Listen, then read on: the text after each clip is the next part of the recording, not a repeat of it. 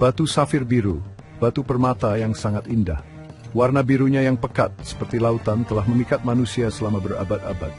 Dari raja-raja zaman dulu hingga kolektor modern, permata ini punya tempat istimewa di hati dan sejarah kita. Tapi dari mana asal batu permata yang memukau ini? Perjalanan batu safir biru dimulai jauh di dalam bumi, tak terlihat oleh kita. Ini adalah kisah tentang panas yang hebat, tekanan yang luar biasa, dan perjalanan jutaan tahun. Mari ikut lagi saat kisah menjalani menunjuk babir tersebut sampai biru. Jadi asal husul yang berapa aspek, hingga 40 pertandingan yang mature di dunia.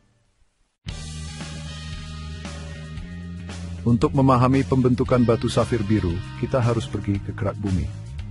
Di alam yang bergejolak ini terciptalah permata berharga ini. Safir adalah varietas mineral korundum yang dikenal karena kekerasannya yang luar biasa. Korundum sendiri tidak selalu berwarna biru. Faktanya ia bisa memiliki beragam warna, masing-masing dengan namanya sendiri. Tapi agar safir menjadi biru, kondisi geologis tertentu harus ada. Kondisi ini hanya ditemukan di beberapa tempat di bumi. Source pensimbe peftem janglenge de tembore. Pembentukan korundum, mineral yang menghasilkan safir, adalah bukti kekuatan alam. Dimulai jauh di bawah tanah, tempat suhu sangat tinggi dan tekanannya sangat besar. Selama jutaan tahun, kondisi ekstrem ini bekerja, mengubah elemen sederhana menjadi sesuatu yang luar biasa. Saat batuan cair mendingin dan mengeras, aluminium oksida, bahan penyusun korundum, mulai mengkristal. Proses dijambat dan bertahap ini memungkinkan kristal untuk tumbuh dan mengembangkan struktur heksagonalnya yang khas. Struktur kristal korundum seperti kanvas kosong, siap untuk diwarnai. Warna biru cerah pada safir muncul dari keberadaan elemen renik dalam struktur ini. Khususnya interaksi antara besi dan titanium yang memberi safir biru rona khasnya.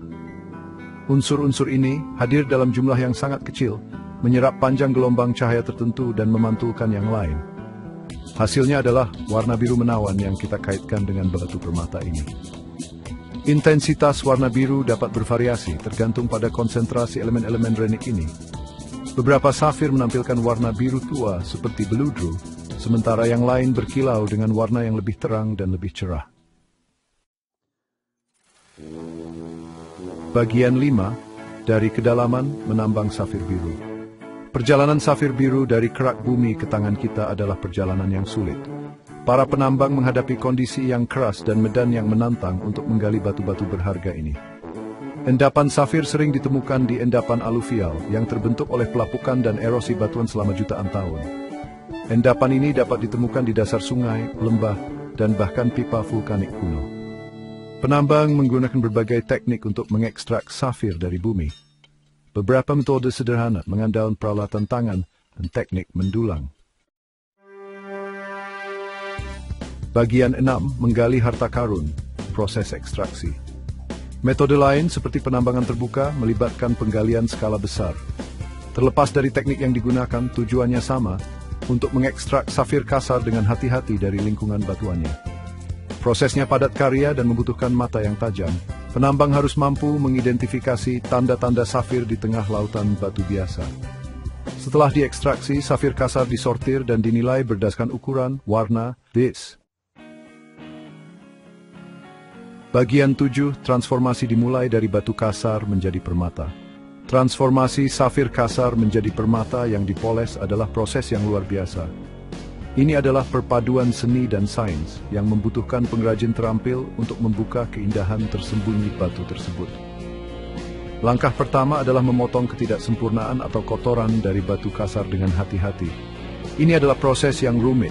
James diseimbangkan keinginan untuk memaksimalkan ukuran dengan kebutuhan untuk menghilangkan cat-cat yang dapat mengurangi keseimbangan. Setelah itu dipotong dan dibentuk, batu siap untuk dipoles.